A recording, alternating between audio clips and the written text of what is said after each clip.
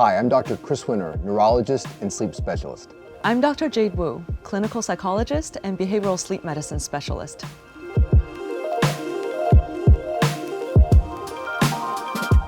So Dr. Wu, why do you think sleep is so important? Well, I think sleep is not just important, but it's foundational to our health and to our well-being. It's just like breathing or eating.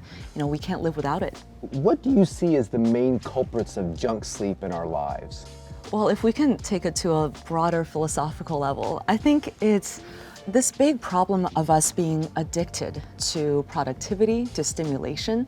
So all day long, we're running around, we're getting work done, we're stuck to screens, we're strategizing, we're multitasking, we're just doing all of these things, we're on all the time.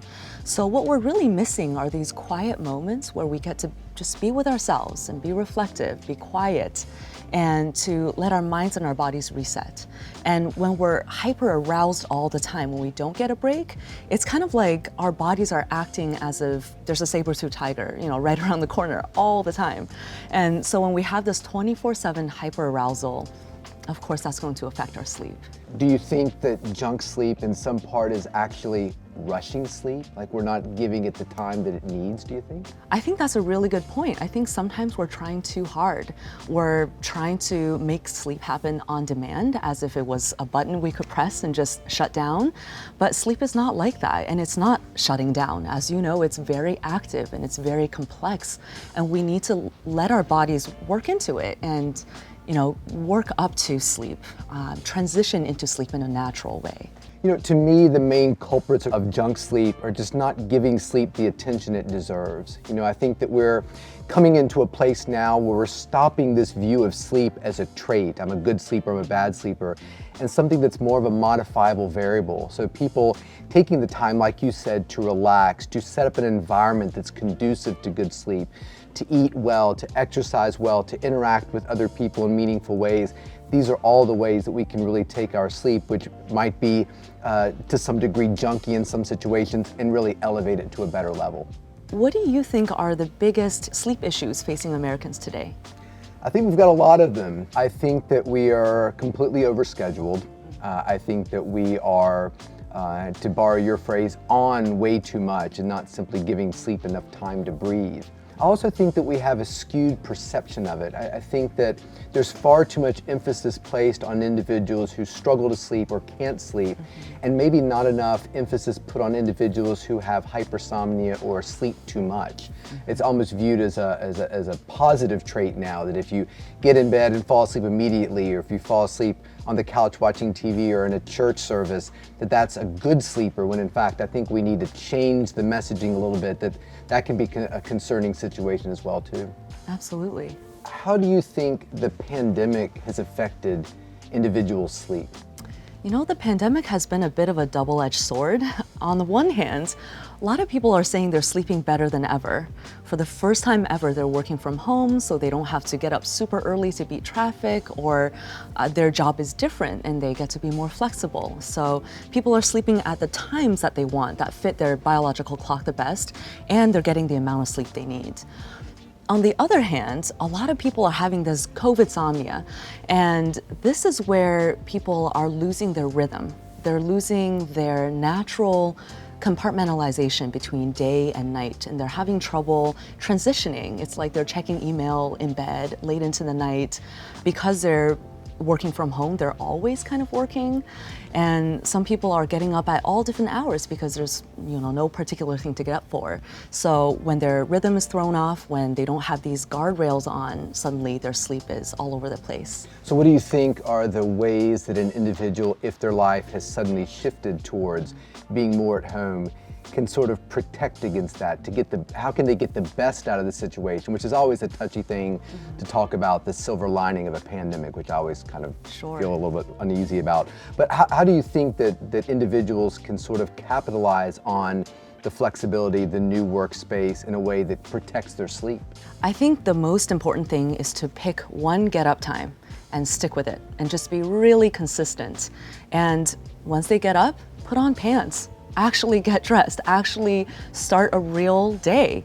And they don't have to start working right away, but they can sit and enjoy their coffee and open the blinds, get some sunlight in their eyes. So the second most important tip I would say is to get outside and actually get some light exposure, physical activity, social interaction.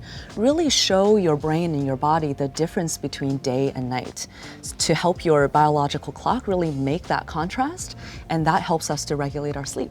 Yeah, we talk to our patients a lot about moving around the space, even if the space is smaller. Like you said, get out of the bedroom. Let the bedroom stay the bedroom and not become your workspace, your favorite cafeteria, your gym.